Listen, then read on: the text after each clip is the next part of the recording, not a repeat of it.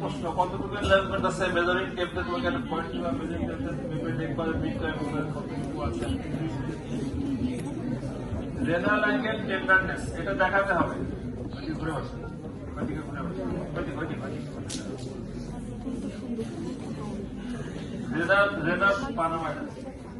renal angle tenderness এটা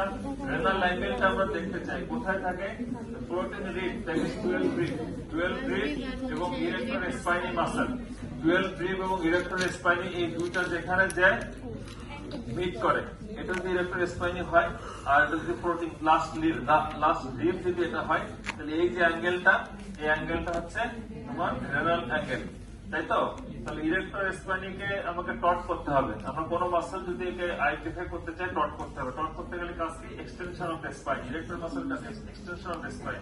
পেশেন্টকে বলতে হবে পেটটা সোজা করে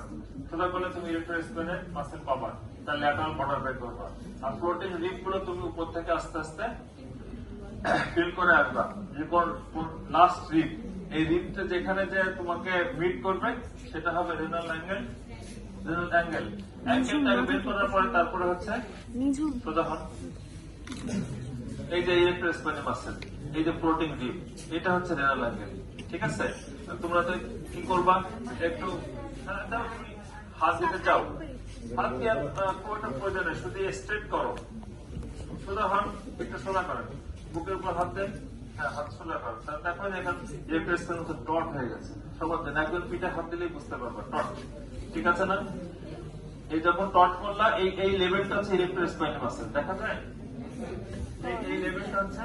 ইরেক্টর স্পাইনাল মাসল আর এই যে প্রোটিন রিব দেখা যাচ্ছে উপর থেকে হাত দিয়ে ফিল করে করে আসো এখানে আসলে দেখো এই জায়গা প্রোটিন রিব এটা হাতে পাচ্ছে এর নিচে আর কোনো রিব নেই মানে এটা যেখানে এসে মিট করলো এটা যেখানে এসে এটা মিট করলো ঠিক আছে এটা হচ্ছে রেনাল অ্যাঙ্গেল অ্যাঙ্গেলটাকে বের করো বের করার পরে তখন টেন্ডারনেস আছে কিনা এটা দেখতে চাইবো কিভাবে দেখবো not both side same time একই সময় দুই পাশে দেখা যাবে না 1 by 1 ডেফিনেটলি 1 by 1 আমরা কি করবো এখানে হাতটা দিব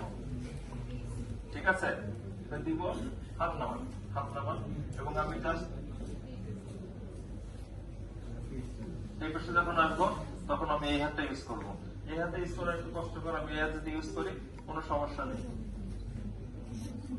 কথা বলছে এখানে নিঃশ্বাসের খুব একটা থাম দিয়ে ডেফিনেটলি থাম দিয়ে অনেকে যে এরকম করে না এরকম বলে আমরা এটা বলি না আমরা জাস্ট রেনাল অ্যাঙ্গেলটা বের করবো রেনাল অ্যাঙ্গেলটা মার্কারটা রেনাল অ্যাঙ্গেলটা বের করে সেই অ্যাঙ্গেলে তুমি থাম দিয়ে প্রেস করবে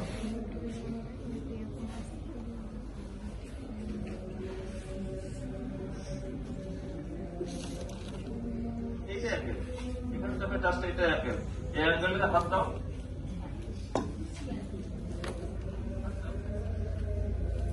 ঠিক আছে